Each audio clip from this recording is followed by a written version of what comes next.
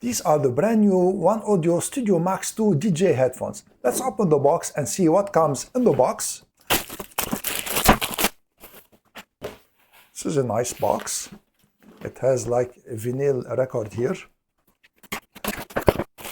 So the headphones are in this carrying case, and you have some documentation here. These headphones are co-signed with DJ Kashmir. Let's open this carrying case to see what's inside. So you have the nice looking headphones. I'm going to remove the protection here, and the protection also on the other one. And they feel and they look very nice. And they have this twist here for the DJs so that they can put them on one ear if they want to tune a record or something.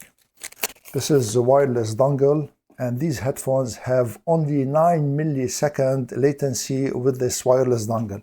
And this is crazy for wireless headphones. You have also here some cables.